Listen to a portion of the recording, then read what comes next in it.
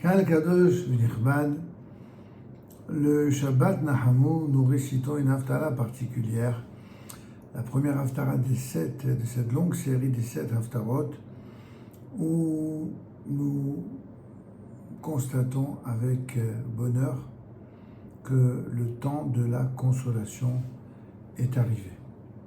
C'est le Shabbat qui suit le jeûne de Tisha B'Av, qui commémorait, comme chacun sait, la destruction des 2 temples de Jérusalem. C'est donc ce Shabbat qui est appelé Nahamu, le Shabbat de la consolation.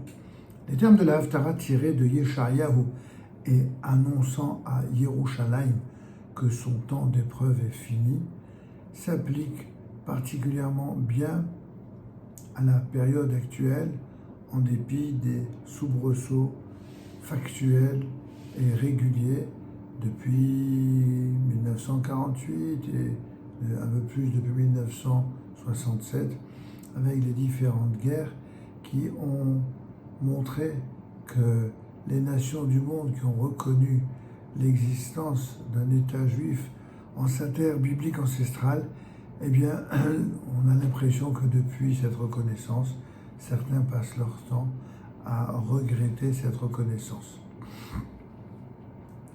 Nous allons comprendre que malgré le regret de cette reconnaissance, eh bien, ils finiront par comprendre que, eh bien, c'est quand même Dieu qui a décidé tous ces événements, comme nous allons le comprendre dans cette haftara. Il est dit en effet, consolez, consolez mon peuple, dit votre Dieu, dans Yeshayahu, au 2e chapitre, verset 1. Tout au long des générations, les sages d'Israël ont vu comme l'une de leurs tâches les plus sacrées de réprimander le peuple juif pour ses fautes. Évidemment, non par animosité ni ressentiment, mais par profonde préoccupation de le ramener sur la bonne voie. Ils prononçaient parfois de durs sermons sur les fautes de la nation, dites à la nuque raide, sur son refus d'accomplir la volonté de Dieu, et parfois même leurs propos étaient accompagnés de larmes amères et leur cœur était déchiré de chagrin. Leur but était uniquement la teshuva des enfants d'Israël, leur bonheur spirituel et matériel dans ce monde-ci, mais aussi dans le monde futur. Seuls des sages exceptionnels d'une envergure dépassant l'ordinaire, de véritables géants de l'esprit, étaient constamment préoccupés de prononcer des propos consolateurs en évoquant les mérites du peuple juif et en mettant en valeur sa pureté et sa sainteté, et d'amener de la sorte une ascension spirituelle vers Dieu. Mais ces sages, dont l'âme était inondée d'amour et de bonté, étaient somme toute une minorité. D'autres sages considéraient le fait de consoler le peuple juif et de s'adresser à lui dans un langage de tolérance comme une forme de flatterie nocive, risquant d'endormir sa conscience et l'incitant à négliger la nécessité absolue de rectifier sa voix. Pourtant, de nos jours, le temps de consoler est venu. Comme il est dit dans ce texte, parlez au cœur de Yerushalayim et criez-lui que son temps d'épreuve est fini, que son crime est expié, qu'elle a reçu de la main de l'Éternel double peine pour toutes ses fautes. Maintenant, le devoir des sages, des justes, des saints, de tous ceux qui ressentent dans leur cœur l'inspiration profonde d'aller dans leur voie est de consoler le peuple d'Israël.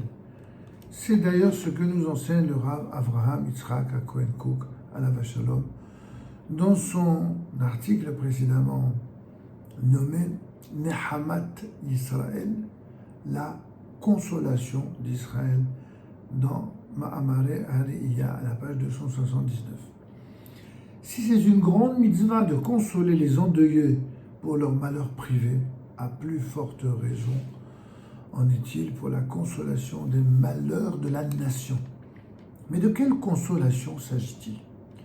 Il s'agit d'expliquer que son temps d'épreuve est fini et que son crime est expié. Le temps de la délivrance est venu. Le printemps de notre histoire apparaît enfin après un rude hiver. Il est vrai que c'est à cause de nos péchés que nous avons été exilés, mais ce principe est mentionné dans la Bible à maintes reprises. Il est également clair que l'exil n'est pas une simple punition et encore moins une vengeance de Dieu, mais possède essentiellement une finalité purificatrice, vitale, la cessation de l'activité nationale et politique, ainsi que toutes les souffrances indicibles de l'exil ont contribué au cours des siècles à effacer nos fautes. Nous sommes donc à présent en mesure de recréer une vie nationale saine, pure et noble sur notre terre. L'apparition du peuple juif sur sa terre fut une révolution dans la stratégie divine. Des tzadikim, des justes, des saints, des êtres purs, il y en a toujours eu dans le monde. Ce n'est pas pour cela que le peuple juif a été choisi, mais comme il a été dit à Abraham, je ferai de toi une grande nation, un royaume de prêtres, une nation sainte. Il ne s'agit pas ici de sainteté sur le plan individuel uniquement, mais plutôt au niveau de la collectivité. Ainsi, ceci révélera au monde que non seulement des individus d'élite, isolés dans leur tour d'ivoire, sont capables de diriger leur propre vie à la lumière de la parole divine, mais ce qui est bien plus cardinal encore, c'est que cela soit possible à l'échelon national, en comprenant toutes les couches de la société. Malheureusement, le peuple juif a failli à sa tâche. Notre royaume n'était pas un royaume saint, mais une antre de malfaiteurs. La moralité de la vie collective avait été pervertie jusqu'à un stade irréparable de décomposition morale. Et c'est pourquoi, malgré tous les efforts de nos prophètes pour ramener le peuple sur la voie droite, il fut nécessaire de mettre fin à cette expérience qui devenait injustifiée et démanteler totalement le royaume d'Israël. D'après le Rav Kook, la finalité du second temple était justement de préparer le peuple juif à son nouveau mode de vie en exil, à savoir un judaïsme individuel. Depuis lors, 2 millénaires ont passé, et aujourd'hui nous sommes à nouveau en mesure de construire une nation pure et droite. C'est la raison pour laquelle une profonde aspiration pour la terre d'Israël s'est éveillée dans le peuple juif, lequel a miraculeusement commencé d'affluer vers son pays de tous les confins de la terre. Contrairement à l'affirmation de tous nos détracteurs de l'extérieur ou même de l'intérieur, nous vivons dans l'État d'Israël dans un état d'une haute stature morale. Un humoriste israélien a dit un jour qu'il ne comprenait pas pourquoi, dans le concours mondial Miss Moralité d'entre les nations, nous arrivions toujours à la dernière place dans l'opinion internationale, alors que nous étions les seuls à nous présenter au concours.